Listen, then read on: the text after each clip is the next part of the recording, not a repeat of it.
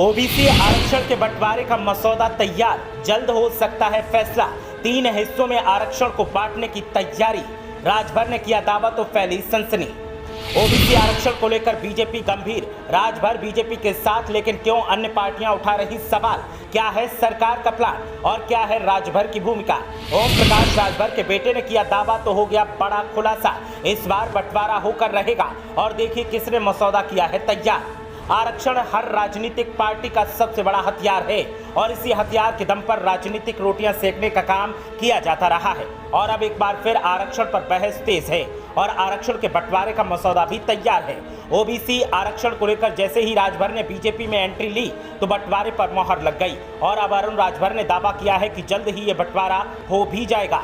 इधर अरुण राजभर ने दावा किया तो उधर तमाम विरोधी दलों की तरफ से सवाल उठाए गए, लेकिन अरुण राजभर ने अखिलेश यादव को ही निशाना बनाया और जो कुछ कहा वो सुनकर तो आप दंग रह जाएंगे। अरुण राजभर ने कहा है कि रोहिणी आयोग अपनी रिपोर्ट जल्द केंद्र सरकार को सौंपने वाली है। इस रिपोर्ट में की गई सिफारिशों के लागू होने पर पिछड़ी जातियों के 27% आरक्षण को 3 हिस्सों में बांटे जाने का रास्ता साफ हो जाएगा। राजभर ने जारी बयान में कहा कि केंद्र सरकार के द्वारा बनाए गए आयोग की रिपोर्ट के बाद अन्य पिछड़ा वर्ग की करीब 1,500 जातियों को उनका वाजिब हक मिलेगा। 6 साल की लंबी तैयारी के बाद जस्टिस रोहिणी आयोग ने ओबीसी आरक्षण के वर्गीकरण का काम पूरा कर लिया है।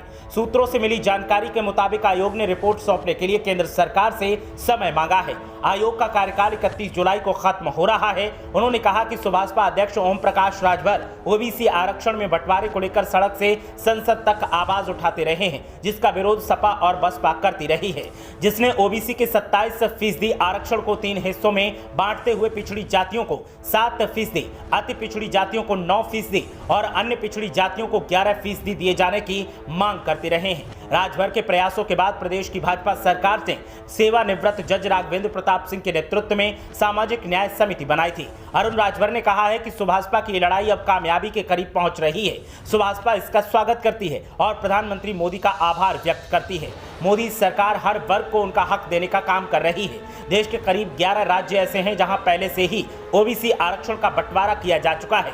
इन राज्यों में आंध्र प्रदेश, तमिलनाडु, बंगाल, झारखंड, बिहार, हरियाणा, कर्नाटक, तेलंगाना, महाराष्ट्र, जम्मू कश्मीर और पुडुचेरी शामिल हैं। इसके अलावा भी कई राज्यों में इस पर तेजी से काम चल रहा है। आयोग ने अपने अध्ययन में इन राज्यों के फॉर्मूले को भी बारीकी से परखा है।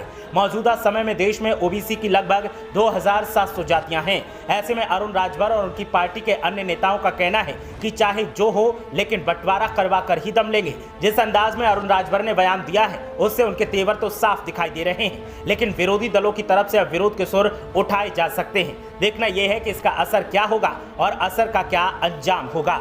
ब्यूरो रिपोर्ट, मीडिया हलचल।